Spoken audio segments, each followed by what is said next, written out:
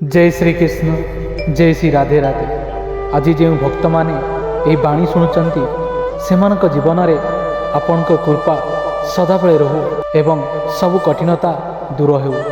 तेबे आसंतु से भागवत गीतार 18 विचार शुणा। श्रीकृष्ण कहती क्या कष्ट दे मो पाखे प्रार्थना कर ना, किंतु जदि क्या गोटे मुहूर्तर खुशी देउच ताहेले निज दुख विषय चिंता कर ना।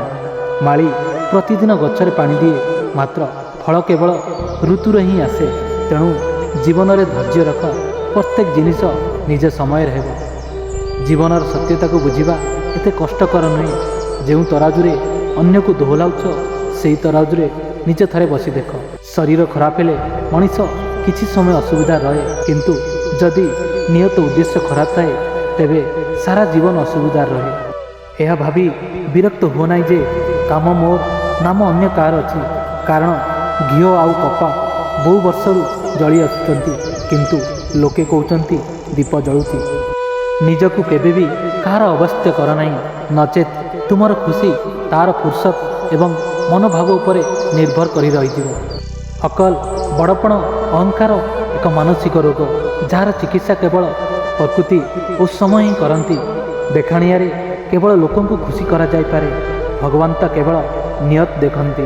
केवल टंकारे व्यक्ति धनी नुहे, असली धनी सी जहाँ पाखरे उत्तम विचार, भल चिंता एवं मधुर व्यवहार थाए। लोकों मुह बंद करने अपेक्षा निज कान बंद कर दियंतु, जीवन उन्नत हो।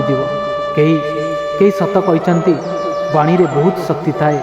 मीठा कथा कहूथुवा लोकंकर लंका मध्य बिक्री हुए, किंतु कड़ा कहूथुवा लोकंकर महू भी बिक्री हुएनि। मकान केवल चारि कांतरी तैयारी हो जाए, घर तो स्नेह बुझावना एवं समाधान तैयारी हुए।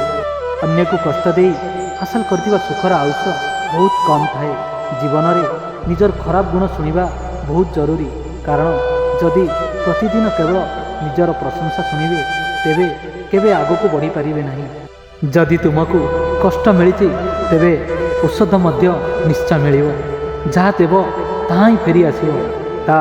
ताहा सम्मान हेउबा धोखा। धैर्य रख, निराश हो नहीं, कारण जी तुम भाग्य लिखुंट से ब्रह्मांडर सबुठारु बड़ लेखक।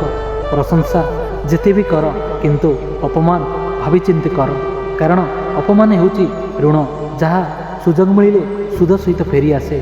आपण पछकु जाई निज अतीत को सुधारी पारिबे नहीं, किंतु आज काम करी निज आसंता भविष्यत को निश्चय सुधारी पारिबे। श्रीकृष्ण कहती जो लोक मैंने आपण उपर जलुंट से घृणा करंतु नहीं, कारण एमाने सही लोक जी स्वीकार कर सारी जे आपण सेमानंक ठारू भल। सुखी जीवन पाई फटी जिनिस छाड़ंतु, समस्त को खुशी करने बंद करंतु, अन्य मानक ठारू अधिक आशा करने बंद करंतु। बदली जाओ समय सहित, नचेत समय को बदलाइबे शिख। विवशता को दोष दियो नहीं, जेकोसी परिस्थिति रे चलवा शिख। श्रीकृष्ण कहती जेपरी पवन गोटे दिगर बहे नहीं, समय समय बदलू थाए, ठीक सेहीपरि मनुष्यर भाग्य मध्य समय समय बदलू थाए। तेणु समय खराब अच्छी तेबे व्यस्त हुआ नहीं, बरं सठिक समय अपेक्षा कर, कारण समय निश्चय बदल। मन रख, जदि खराब लोक बुझाइबारे बुझी जाते तेबे बंशी बजाउथुवा कृष्ण केबे महाभारत हेबाकु देई नथांता। जेतिकी अपेक्षा से तुमको कराउछंती, समय आसिले सेतिकी देबे जे तुमे संभाली पारिबो नहीं। निज जीवन उपरे केबे असंतुष्ट हो नहीं, कारण एमिति अनेक लोक अछंती जे तुम परि जीवन बंचिबा पई स्वप्न देखंती।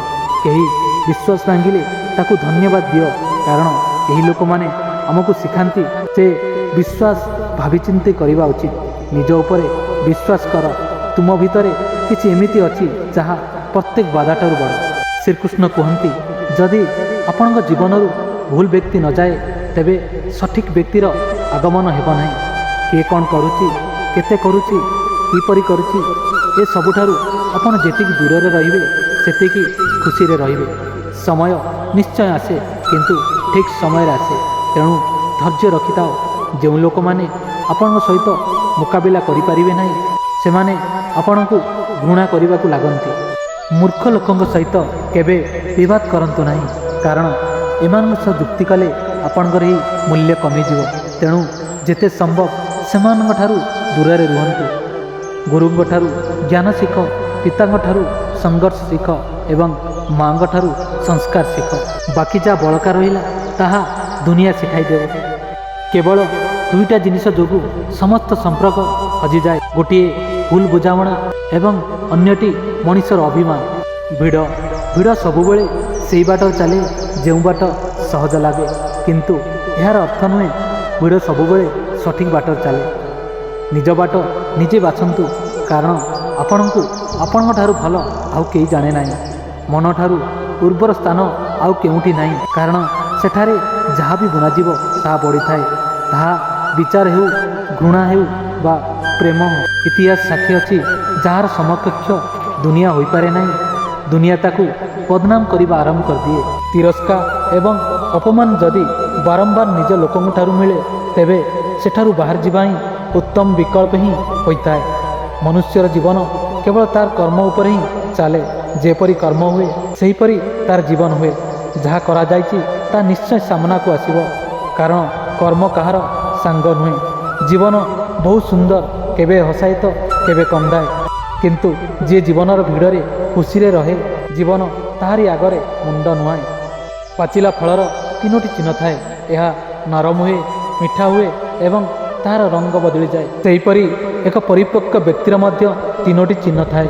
ପ୍ରଥମେ ତାଙ୍କଠାରେ ନର୍ମତା ଥାଏ, ଦ୍ୱିତୀୟରେ ତାଙ୍କ ବାଣୀରେ ମିଠାପଣ ଥାଏ ଏବଂ ତୃତୀୟରେ ତାଙ୍କ ଚେହେରାରେ ଆତ୍ମବିଶ୍ୱାସର ରଙ୍ଗ ଥାଏ। ପୋଖରୀ ସବୁବେଳେ କୂଅଠାରୁ 100 ଗୁଣ ବଡ଼ ଥାଏ, ତଥାପି ଲୋକେ କୂଅର ପାଣି ପିଅନ୍ତି, କାରଣ କୂଅରେ ଗଭୀରତା ଏବଂ ଶୁଦ୍ଧତା ଥାଏ। ସେହିପରି ମଣିଷର ବଡ଼ ହେବା ଭଲ, କିନ୍ତୁ ତାର ବ୍ୟକ୍ତିତ୍ୱରେ ଗଭୀରତା ଏବଂ ବିଚାରରେ ଶୁଦ୍ଧତା ରହିବା ଦରକାର, ତେବେ ଯାଇ ସେ ମହାନ ହୁଏ। ସାରା ଜୀବନ ଯେତେ ଧନ ସଞ୍ଚୟ କରନ୍ତୁ, ମରିବା ପରେ ଶୋକ ପ୍ରତିକାରେ କେବଳ ନିଧନ ବୋଲି ଲେଖାଯିବ।